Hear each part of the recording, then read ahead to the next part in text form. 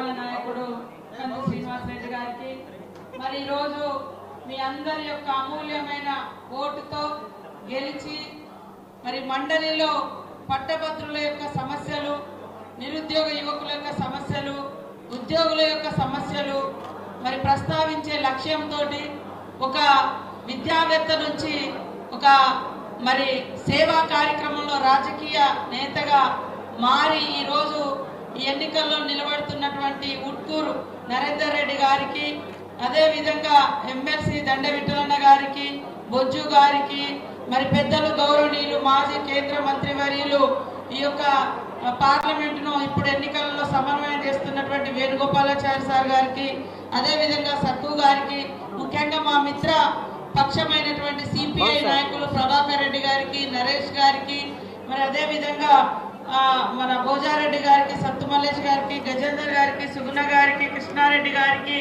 శ్రీకాంత్ రెడ్డి గారికి, దినేష్ రెడ్డి గారికి, వేదిక మీద ఉన్నటువంటి మా కాంగ్రెస్ పార్టీ నాయకులు, మిత్రపక్షాలు, ఉద్యోగ సంఘాలు, యువజన సంఘాలు, ఇక్కడికి పెద్ద ఎత్తున తరలి వచ్చినటువంటి మరి వివిధ సంఘాలు, యువజనులు, మరి పెద్దలందరికీ పేరు పేరున నమస్కారాలు. మా మీడియా మిత్రులకు, పత్రికా సోదరులకు అందరికీ కూడా హృదయపూర్వక శుభాకాంక్షలు. శుభ సాయంత్రం వేళ మరి అందరు కూడా చాలాసేపటి నుంచి 5 గంటల నుంచి మీరు ఇక్కడ ఉండడం చాలా సంతోషం. మీ అందరికి ఒకటే విజ్ఞప్తి, చాలా మంది చాలా విషయాలు చెప్పారు. ముఖ్యంగా మన నరేందర్ రెడ్డి గారు కూడా చాలా క్లుప్తంగా విషయాలు చెప్పడం జరిగింది. ఇక్కడటువంటి వాళ్లకు కొంతమందికి ఓటు ఉంది, కొంతమందికి మీరు కన్న వాళ్ళకు కానీ, మీ చుట్టాలకు కానీ, మీ బంధువులకు కానీ, మీ పిల్లలకు కానీ ఓటు హక్కు ఉంది. గ్రాడ్యుయేట్ చేసినటువంటి వాళ్ళు గ్రాడ్యుయేట్స్ ఉన్నారు, మరి పట్టభద్రులుగా ఓటర్ నమోదు చేసుకొని దయచేసి వాళ్ళందరికీ ఒక్క విజ్ఞప్తి చేయండి. ఇంకా 4 సంవత్సరాలు ఖచ్చితంగా, ఇప్పుడైతే ఎన్నికలు లేవు, 4 సంవత్సరాల తర్వాతనే ఎన్నికలు ఉంటాయి. అప్పటిదాకా ఏ కార్యక్రమం జరగాలన్నా, అభివృద్ధి జరగాలన్నా, మంచికి చెడుకు అన్నిటికీ మరి ఈరోజు సీఎం రేవంత్ రెడ్డి గారే మన యొక్క ప్రభుత్వమే ఇక్కడ ఉంది. ఈ జిల్లాలో మరి ఈ ఉమ్మడి జిల్లాలో 4 ఎమ్మెల్యే సీట్లు గెలిస్తే ఈ పార్లమెంట్లో ఒక్కడే బొజ్జు గారు ఒకే ఎమ్మెల్యే ఉన్నాడు. మేము మొన్న ఎంపీగా చాలా కష్టపడ్డాం, కానీ కొంతమంది ఇంకా కుల విద్వేషాలు, మత విద్వేషాలు, దేవుణ్ణి రాజకీయంలో తీసుకురావడం, దీంతో ఇంకా అటు ఇటు అయింది. కానీ నేను ఒకటే చెప్తా ఉన్నా, దయచేసి రాజకీయ పార్టీ నాయకులు మేమేం చేస్తామో ప్రజలకు వాగ్దానం అది ఉండాలి.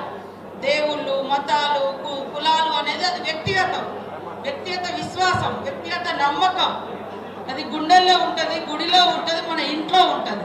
కానీ రాజకీయాల కాడికి వచ్చినప్పుడు, సేవ కాడికి వచ్చినప్పుడు, నేను ఇందాక నరేందర్ అన్న చెప్పిండు, దయచేసి అక్కడటువంటి వాళ్ళందరూ కూడా కొద్దిగా సైలెన్స్ ఉన్నారు. నేను లైబ్రరీలో ఇది చేస్తా, లేదా విద్యార్థుల కోసం ఇది చేస్తా, ఇది మాట్లాడతా అని చెప్పిండు. కానీ ఎక్కడ కూడా విభజన విధానాలు తీసుకురాలే.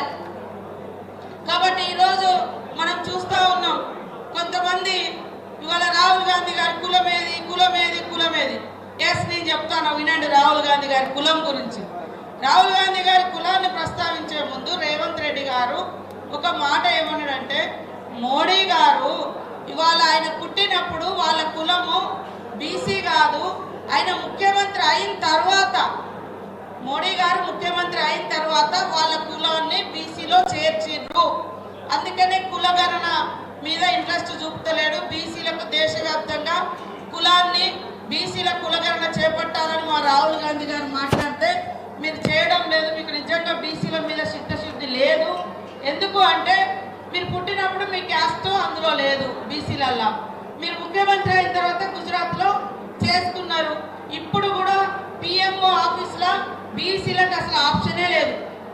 5-6 మంది తప్ప ఐఏఎస్ ఐపీఎస్లు ఎక్కువ లేనే లేదు, మొత్తం అప్పర్ వాళ్ళే ఉన్నారు అని రాహుల్ గాంధీ అట్టడుగు వర్గాల కోసం నిరంతరం తప్పిస్తూ ఉన్నాడు. ఆయన ఏ కులం అని వాళ్ళ బీజేపీ నాయకులు ఎప్పుడు ఎలక్షన్స్ వచ్చినా ఇదే కులాలు, మతాలు, కుటుంబాల ముచ్చట తీస్తారు. రాహుల్ గాంధీ గారు ఈ దేశం కోసం త్యాగం చేసినటువంటి అగర్భ శ్రీమంతుడుగా ఉన్నటువంటి మోతీలాల్ నెహ్రూ ముని మనవడు రాహుల్ గాంధీ గారు. ఇవాళ ఈ దేశం కోసం, ఈ దేశ దేశ స్వతంత్రం కోసం సర్వం త్యాగం చేసి ఒక శ్రీమంతుని కొడుకుగా మోతీలాల్ నెహ్రూ కొడుకుగా పుట్టినటువంటి మరి నెహ్రూ గారు 9 సంవత్సరాలు ఈ దేశ స్వతంత్ర పోరాటంలో జైలుకు పోయి వచ్చినటువంటి కుటుంబం నుంచి వచ్చినటువంటి వారు రాహుల్ గాంధీ గారు. ఈ దేశంలో పేదరిక నిర్మూలన కోసం అనేక సంక్షేమ పథకాలు తీసుకొచ్చి గరీబీ హఠావో జాతుల బ్యాంకుల జాతీయకరణ, పేదవాళ్ళకి ఇల్లులు, మరి అనేక రకాల ఐటీ సెక్టార్లు, ఇండస్ట్రీస్, ప్రాజెక్టులు ఇట్లాంటి అన్నీ కూడా తీసుకొచ్చినటువంటి ఇందిరమ్మ మనవడు. మరి అదేవిధంగా 21 సంవత్సరాలకే మరి ఓటు హక్కును తీసుకొచ్చినటువంటి మన రాజీవ్ గాంధీ గారి యొక్క కొడుకు.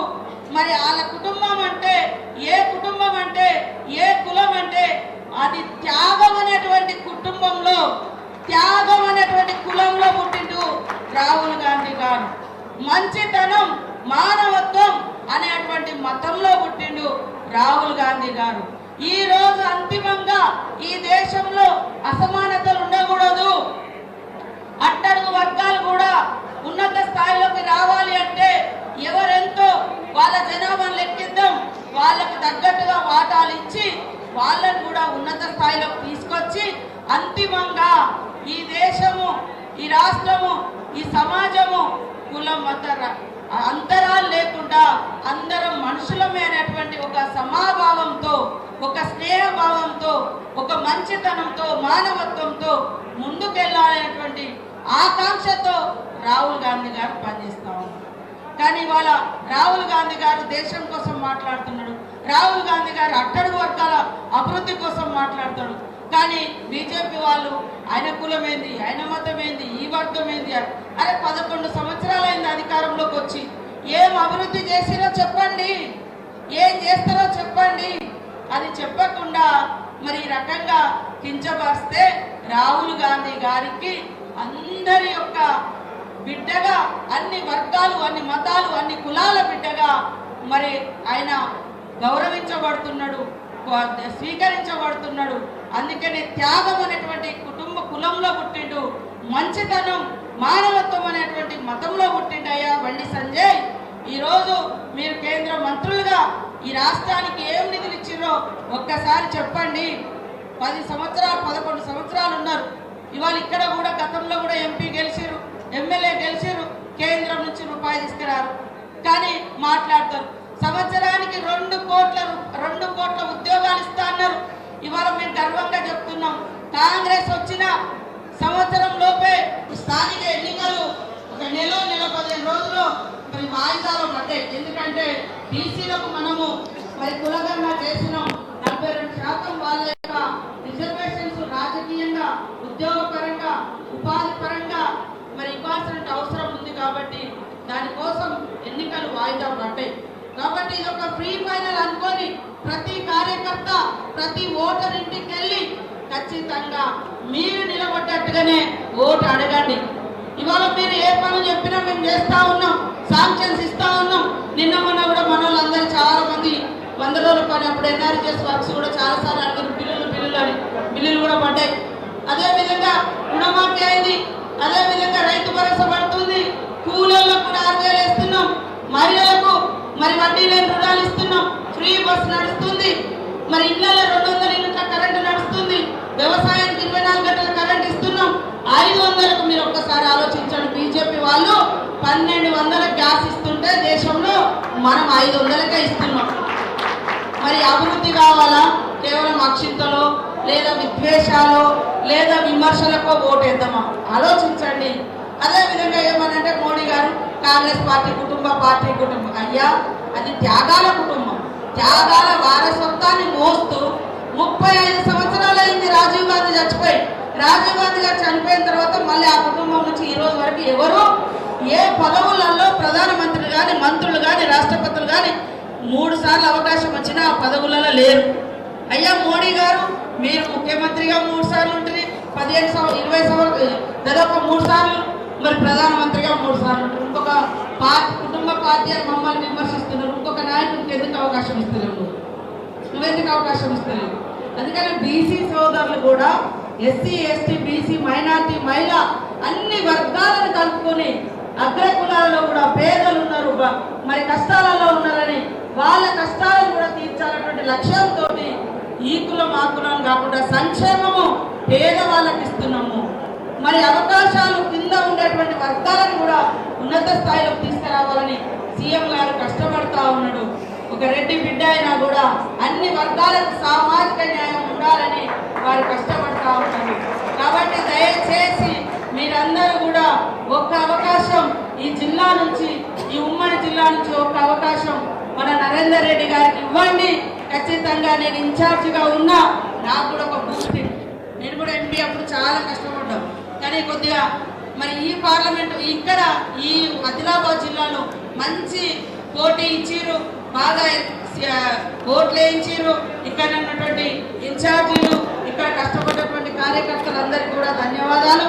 మీ లోకల్ బాడీ ఎలక్షన్స్ అయ్యేదాక ఈ రోజు నుంచి మీ లోకల్ బాడీ ఎలక్షన్స్ ఎప్పుడైతే అప్పుడు అయినాక కొద్దిగా రెస్ట్ చేయండి, కానీ అప్పటిదాకా పబ్లిక్ లో తిరగండి. దయచేసి ఇక్కడికి వచ్చినటువంటి వాళ్ళందరూ కూడా మరి మన నరేందర్ రెడ్డి గారిది పై నుంచి 2వ నెంబర్ 2వ గుర్తు, ఆ 2వ గుర్తుకు చక్కగా ఒకటి గీత గీయండి, అంతే. గీత గీసి ఎట్లా మలవాలో మళ్ళీ ఆ కలర్ అంటకుండా మళ్ళీ దాన్ని మడత పెట్టేయండి. ఇంకొకరికి వేద్దాం, ఇంకోరికి లేదు, ఒక్కటే ఓటు వేసి రాని. 2వ నెంబర్కు 2వ గుర్తుకు సూటిగా 1వ గీత గీసి రండి. అది మన ఉట్కూరు నరేందర్ రెడ్డి గారి కాంగ్రెస్ పార్టీ బలపరిచినటువంటి అభ్యర్థి ఓటు. కాబట్టి మీరందరూ కూడా మరి ఇక్కడికి వచ్చిన మీ అందరికీ నేను కూడా ఎక్కువసేపు మాట్లాడతాను. నుంచి ఏ ఎమ్మెల్యేలు వచ్చినా, ఏ నాయకులు వచ్చినా కలిసి వాళ్ళకి ఏం కావాలన్నా అది శాంక్షన్స్ ఇస్తా ఉన్నారు. రేపటి నుంచి మనకి ఎమ్మెల్సీ అభ్యర్థి ఎమ్మెల్సీగా ఉంటే ఖచ్చితంగా మనకు అధికారికంగా మనం మాట్లాడి చేయించుకోవడానికి కూడా అవకాశం ఉంటుంది. కాబట్టి ఇక్కడికి వచ్చినటువంటి వాళ్ళు ఈ రోజుతో మర్చిపోకుండా 28వ తారీఖు సాయంత్రం దాకా ఖచ్చితంగా ఎవరెవరికి ఓటు ఉన్నదో ఆ లిస్ట్ ఇస్తాం. ఆ లిస్టు ప్రకారం వాళ్ళని కలవండి, వాళ్ళకి చెప్పండి, వాళ్ళకి వివరించండి. వాళ్ళ అమూల్యమైన ఓటును మన నరేందర్ రెడ్డి గారి 2వ గుర్తు పైన మరి 1వ నెంబర్ వేసి 2వ గుర్తు పైన ఒక గీత గీసి మరి ఓటేయగలరని మనస్ఫూర్తిగా కోరుకుంటూ మీ అందరికీ గీత గీసి మరి నరేందర్ రెడ్డి గారి రాత మార్చండి. తద్వారా మన జిల్లా అభివృద్ధికి తోడ్పడండి అని కూడా ఈ సందర్భంగా కోరుకుంటూ అందరికీ నమస్కారం.